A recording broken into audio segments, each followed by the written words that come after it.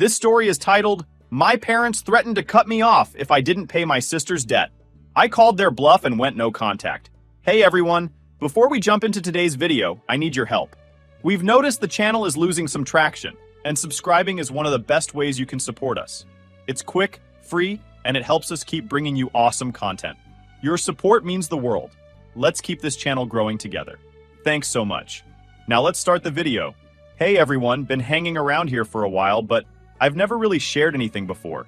I didn't think I'd ever have a reason to, but my family has officially pushed me to my limit. I need to hear what other people think. It feels like no matter what I do, I'm always painted as the bad guy, and honestly, I'm exhausted. So here's what's been going on. I'm 30, male now, and I've been on my own since I was 18. When I say on my own, I mean it. Financially, emotionally, you name it. My parents? Let's just say they're not exactly winning any awards for parenting or sibling support. They weren't the kind of parents who cheered you on or made you feel like you were special. Instead, they had this unspoken rule that shaped my entire childhood. My younger sister, Anna, could do no wrong, while I was expected to be the responsible one. If Anna messed up, and believe me, she messed up a lot, it was brushed under the rug. She's just sensitive, my mom would say. Or, she'll learn eventually, which was code for, let's pretend this never happened and hope she figures it out. Meanwhile, if I so much as stumbled, it was like the sky was falling. Why aren't you trying harder? You need to set a better example for your sister. It didn't matter what I did. It was never enough. I could bring home a report card full of A's, and they'd ask why I didn't get an A+ in math. But Anna? She could barely pass, and it was, at least you're doing your best, sweetie. That dynamic didn't stop when we became adults. If anything, it got worse.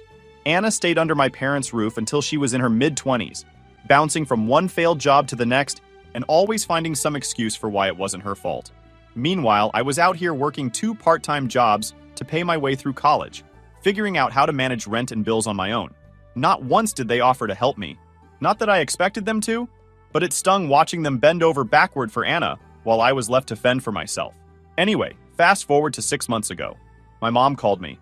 Now, you have to understand, my mom doesn't call just to chat. She doesn't call to check in or say hi. When she calls, it's because she needs something. You know the kind of call I'm talking about. The one that starts with overly sweet small talk, like they're trying to butter you up before dropping the real reason they're calling. That's exactly what happened. She started with, how's work? Are you still at that company? Have you been eating well? It was so out of character that I knew something was coming. My mom doesn't care how I'm eating. She doesn't even know what I do for a living beyond something with computers. The whole conversation felt fake, like she was trying too hard to sound casual. Then she hit me with it. Anna's in trouble. I wasn't surprised. Anna always seems to be in trouble, but I wasn't expecting this. Apparently, Anna had racked up $40,000 in debt, and not the kind of debt you can laugh off as youthful stupidity, like student loans or maxed out credit cards.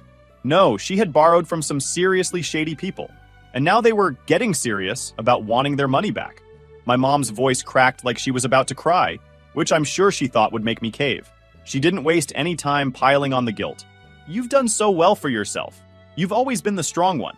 Anna's not like you. She needs your help. I sat there for a moment, trying to process what she'd just said. 40 grand? How does someone even manage to rack up that kind of debt? I asked her how it happened, half expecting some ridiculous excuse, and my mom brushed it off. That doesn't matter right now, she said, like I was focusing on the wrong thing. What matters is that she's your sister. Family helps family. That line, family helps family, has been their go-to excuse for years. It's what they said every time they needed me to fix something for Anna, cover for her, or clean up whatever mess she'd made. And every time I'd swallowed my frustration and done what they asked because I didn't want to be the bad guy. But this? $40,000? I couldn't do it. Not this time. I told her no. Straight up.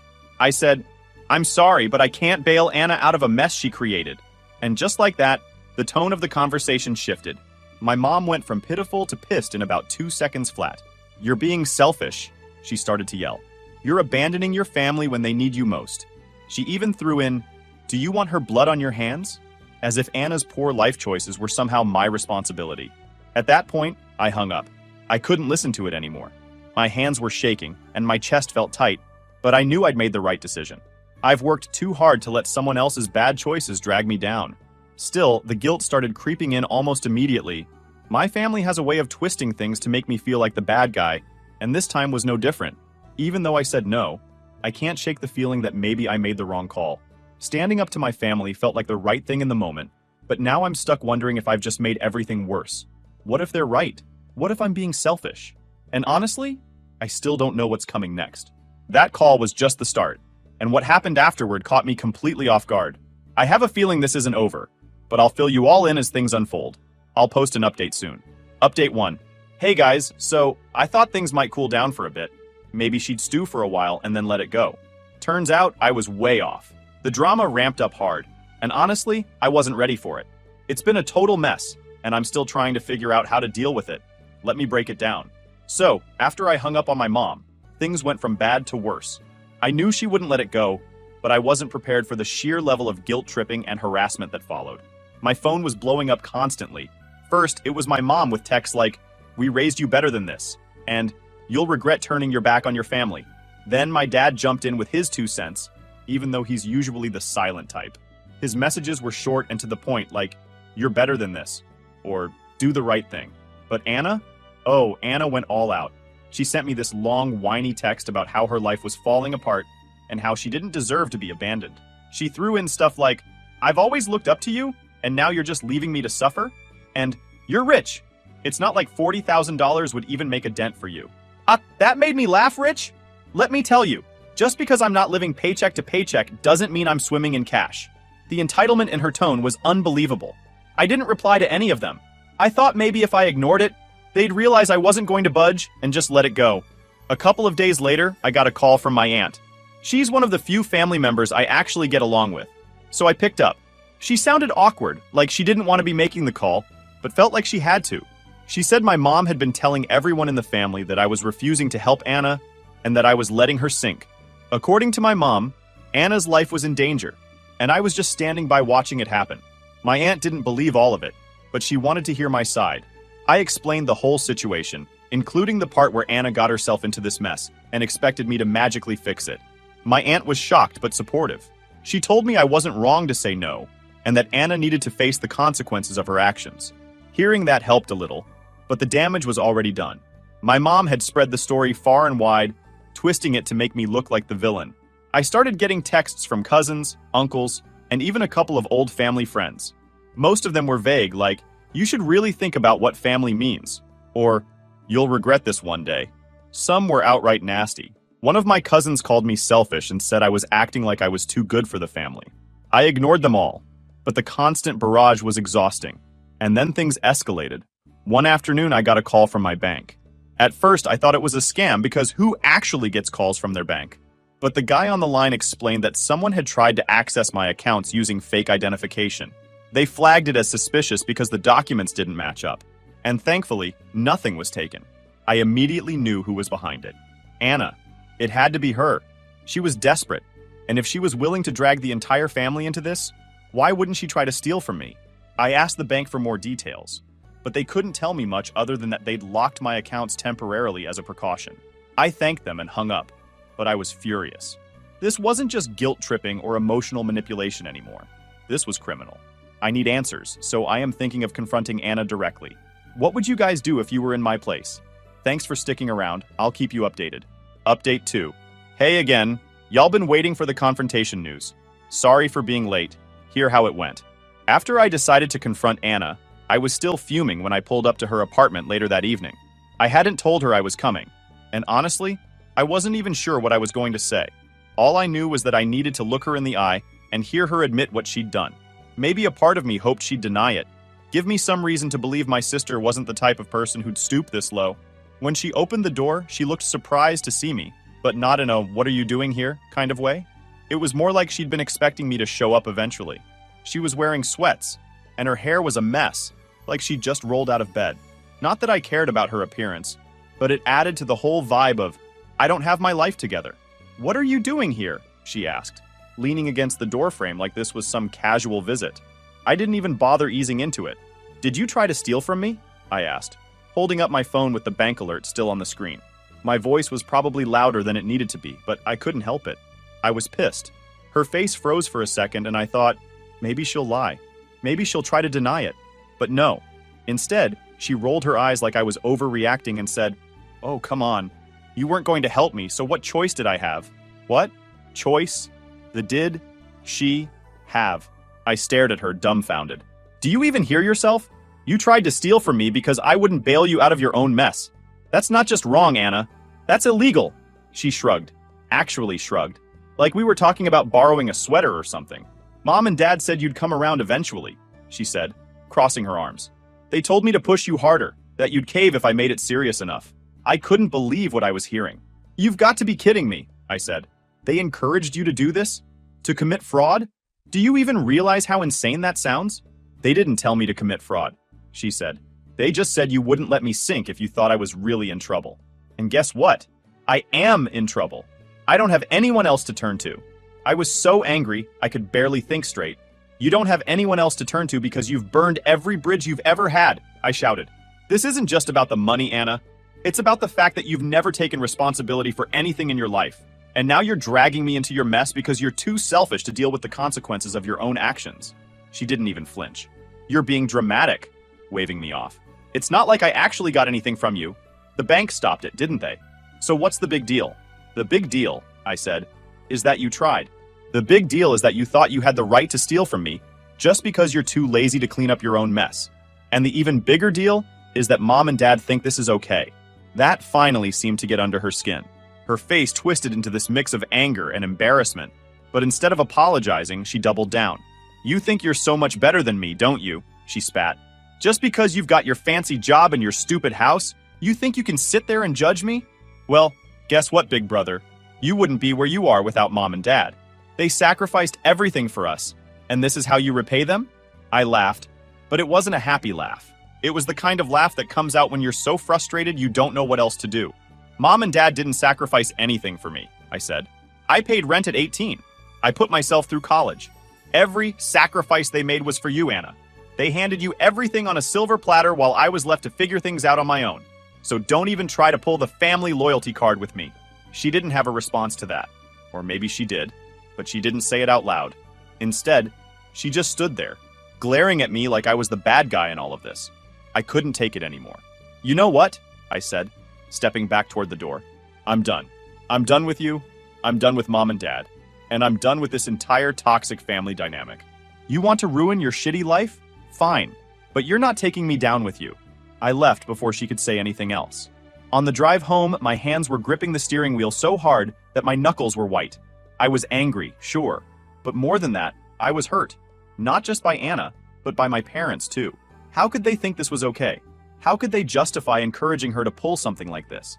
When I got home, I sat down and made a list of all the things I needed to do to protect myself. I called my bank to double-check that my accounts were secure. I changed all my passwords. I even called a lawyer friend to ask what my options were if Anna tried something like this again. He told me I could press charges if I wanted to, but I wasn't ready to go that far. Yet. That night, I barely slept. I kept replaying the conversation in my head, wondering if I could have handled it differently. But deep down, I knew the truth. No matter what I said or did, Anna wouldn't change. And as long as my parents kept enabling her, she'd never have to. After the confrontation with Anna, I thought things couldn't get worse. I mean, how much lower could they sink? Turns out I underestimated my family's talent for making bad situations even worse. It started about a week later. My parents showed up at my house. No call, no text, just them standing on my porch like they owned the place. I debated not answering the door, but I figured they'd just keep ringing the bell until I caved. So, I opened it. My mom didn't even bother with a greeting. She shoved past me like she was entitled to be there, her face red with anger. My dad followed her inside, looking uncomfortable, but clearly there to back her up. I closed the door, took a deep breath, and braced myself. "This has gone far enough," my mom yelled, spinning around to face me. "We need to talk." I crossed my arms. "I think we've already said everything that needs to be said." "No, we haven't," she said. "You need to stop this nonsense and help your sister. She's family. She's your responsibility." I stared at her, absolutely dumbfounded. My responsibility? She got me pissed off. Anna is a grown adult who got herself into this mess. I'm not her parent, and I'm certainly not her ATM. My mom's face twisted in frustration. "Do you think we like asking you for help? Do you think this is easy for us? This is about family loyalty. You don't just abandon your family when things get tough." I laughed bitterly. "You mean the loyalty you showed when you charged me rent at 18? Or when you made me pay for my own college while Anna got everything handed to her? Or how about when you let her screw up over and over again and just expected me to fix it?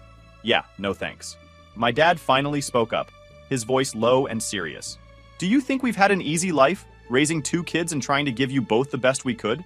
We sacrificed so much for you. Stop, I said, cutting him off. Just stop. Every sacrifice you made was for Anna. Every time something went wrong, you bent over backward to fix it for her while I had to fend for myself. And you know what? That's fine. I don't need your help, and I never have. But don't stand here and lecture me about loyalty when you've been enabling her bad behavior for years. My mom's face turned bright red, and I could tell she was about to lose it. If you don't help her, you're going to regret it for the rest of your life, she hissed. Do you want her to end up on the streets? Do you want her blood on your hands? And there it was. The same guilt trip she'd tried to pull during that phone call. I felt my blood boiling. I just didn't understand their logic. I'm not responsible for what happens to Anna, I said. She made her choices. If she ends up on the streets, that's on her. And on you for never teaching her how to be accountable for her actions. My mom was practically shaking with rage at this point. Fine, she spat. If this is the kind of person you want to be, don't expect us to be there for you when you need us. I laughed, but there was no humor in it. I've never needed you, I said coldly. And after this, I never will. For a moment, the room was dead silent. My dad looked like he wanted to say something, but he didn't. My mom just glared at me, her chest heaving like she was about to explode. Then, without another word, she turned on her heel and stormed out. My dad followed her, but he paused at the door to give me one last look, a mix of disappointment and something else I couldn't quite place. Maybe regret. Then he left too. As soon as the door closed behind them, I felt this overwhelming sense of relief. I didn't care about their approval or their guilt trips or their toxic idea of family loyalty. I was done. But of course they weren't. The next day I got an email from my mom. It was long and rambling, full of the usual guilt-tripping nonsense. She accused me of being ungrateful and cruel. She said I was abandoning my family in their time of need and that I'd broken her heart.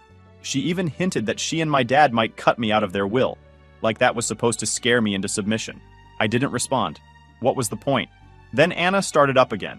She sent me this dramatic text about how she was losing everything and how it was all my fault. She said she'd had to sell her car, that she was behind on rent, and that she was being harassed by her creditors. Honestly, I didn't feel bad. She dug her own hole. Now she had to deal with it.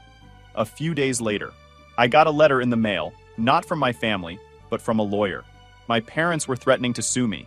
The letter claimed I had a moral obligation to support Anna, and that I'd irreparably harmed the family by refusing to help.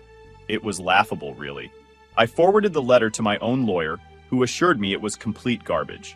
They didn't have a leg to stand on, and nothing would come of it. But the fact that they even tried, that was it for me. I was done. Done with Anna, done with my parents, done with the whole toxic family dynamic. I blocked their numbers, deleted them from social media, and told the few relatives I still spoke to that I wasn't interested in hearing anything about my parents or Anna. Most of them understood, though a couple tried to convince me to find a way to make peace. I shut that down real quick. Peace wasn't possible with people who saw me as nothing more than a safety net for Anna's bad decisions. Here where I am right now, I feel miserable. Do you think it's normal for a family to go this far? Final update. Hello again. I decided to write a final update once I figure things out, so here goes. After sending that lawyer's letter straight to the trash and forwarding it to my lawyer just in case, I finally made a decision that had been creeping up on me for years. I was going no contact. Completely. Permanently. I'd been hanging on to some small, fragile hope that my family might change, but the lawyer stunt was proof enough. They weren't going to stop. If anything, they were doubling down on their toxic behavior, and I wasn't going to let them drag me any further into their chaos. So I went full-on block mode. My mom, my dad, Anna, everyone got the chop. Blocked their numbers, their emails, everything. Honestly, hitting that block button felt weirdly good. Then I went through my socials and wiped them off there too. No way was I leaving any doors open for them to sneak back in. I shot a quick text to the few family members I actually like, mostly cousins, letting them know I was done with the family drama and asking them not to play messenger for anyone. Most of them were cool about it, but of course a couple hit me with the whole, "but they're your family," guilt trip. My response? Short and sweet. Being family doesn't mean you get to treat me like crap. The hardest part was explaining the situation to a few mutual friends who knew my parents. Some of them couldn't believe what I was telling them. Like, they literally couldn't wrap their heads around the fact that my parents and sister had tried to steal from me, guilt me, and now sue me. One friend even asked, "Are you sure there's not more to the story?" As if I'd somehow left out the part where this was all my fault. I felt awful, but I let it go. The people who mattered believed me, and that was enough. The first week of no contact was tough. Not because I missed them, I didn't, but because they didn't give up easily. Even with their numbers blocked, they found ways to get through. My mom started calling from unknown numbers, leaving these long, dramatic voicemails about how I was tearing the family apart. She'd say things like, "We just want to talk," or "You're punishing us for trying to do the right thing." It was exhausting. I didn't listen to most of the messages, just deleted them as soon as I realized who they were from. Then there were the letters. My parents must have gone straight from their lawyer's office to the post office, because the letters started coming almost immediately. At first, they were mostly nonsense. My mom writing pages and pages about how much she sacrificed for me and how I was breaking her heart. My dad chimed in too, though his letters were more direct. One of them actually said, "If you don't help Anna, don't expect us to ever forgive you." Forgive me? For what exactly? For not letting my sister steal from me? For not enabling her bad decisions? The sheer audacity of it was almost funny. By the second week, their messages went completely off the rails. My mom's letters turned desperate, almost unhinged, throwing out vague threats like, "You'll regret this one day," and "You'll be sorry when it's too late." It was all guilt and doom, like she was trying to scare me back into line. My dad, though, he didn't hold back. His letters were straight up venomous, calling me selfish, ungrateful, and arrogant. He ranted about how I'd forgotten where I came from, and was betraying the people who made you who you are. It wasn't just guilt anymore. It felt like they were trying to break me down, like they couldn't handle losing their grip on me. And then there was Anna. Oh, Anna didn't waste any time playing the victim. She sent me this long, handwritten letter, probably because she knew I'd block her emails, saying how much I'd hurt her, how she couldn't believe I'd abandoned her in her time of need. She wrote stuff like, "You've always been my rock, and now you're just leaving me to drown." And, "I thought you cared about me, but clearly I was wrong." But I just couldn't believe her audacity. She ended the letter by asking for money again. Not $40,000 this time, just a small loan of $5,000 to help her get back on her feet. She even promised to pay me back as soon as things got better. I laughed so hard I nearly cried, like I was going to fall for that after everything she'd done. But my mom went on full crazy mode by showing up at my office. Yeah, she actually rolled up to my workplace unannounced. She stormed into the lobby, demanding to see me, and when the receptionist wouldn't budge, she lost it. She started yelling loud enough for the whole building to hear, calling me a horrible son, and screaming about how I was destroying the family. Security had to step in and physically escort her out. I stood there watching the whole thing from the mezzanine, completely frozen. My coworkers didn't say a word, but their faces, pure shock. I wanted the ground to swallow me whole. That was it. I'd had enough. I wasn't just mad. I was done. That night, I contacted a family law attorney. Not the friend I'd casually consulted earlier, an actual pro. I laid out everything, the harassment, the entitlement, the insanity. She listened, asked a few sharp questions, and then told me exactly what I needed to do. The next day, we drafted a cease and desist letter. It went out to everyone. My mom, my dad, Anna, even their lawyer. It was crystal clear. Contact me again and I'll take legal action. No exceptions. I didn't think they'd actually stop, but shockingly it worked. My mom's calls? Stopped. The nasty letters? Gone. Even Anna, queen of the guilt trip, went radio silent. Now, 6 months after cutting ties, life feels different. Quieter, lighter, and honestly, better. It wasn't easy, but choosing myself over the constant chaos of my family was the best decision I've ever made. Of course, not everyone gets it. A few relatives still hit me with the same tired line, but they're your family. You know what I say to that? Family doesn't mean squat if they don't respect you. Blood doesn't give anyone the right to wreck your peace.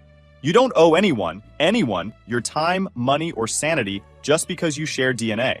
Boundaries aren't harsh. They're necessary. And honestly, cutting them off was the best thing I've ever done. With the drama behind me, I threw myself into work and finally got a promotion I'd been chasing for years. The little I've heard about Anna tells me she's still struggling. She's working part-time now and living with a friend after losing her apartment. I don't feel bad about it anymore. She made her bed. My parents? Still spreading their story to anyone who will listen. but fewer people are buying it these days. It's freeing not to care. I've also started reconnecting with people I'd lost touch with, friends, a few cousins, and even opened up to someone I'm dating now. They've been incredibly supportive, and for the first time, I feel like I'm surrounded by people who genuinely respect me. To anyone dealing with a toxic family, I know how hard it is, but it gets better. Cutting them off felt like ripping off a Band-Aid, but the peace that followed was worth every painful moment. You owe it to yourself to choose peace, to choose you. Thanks for reading.